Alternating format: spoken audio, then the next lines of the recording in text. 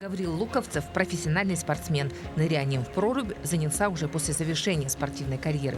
Как он сам говорит, для продления активной жизни. Он даже лечится в холодной воде. Любителей моржевания в Якутске уже около 4 десятков человек. Кто-то каждый день окунается в ледяную воду, кто-то чуть реже.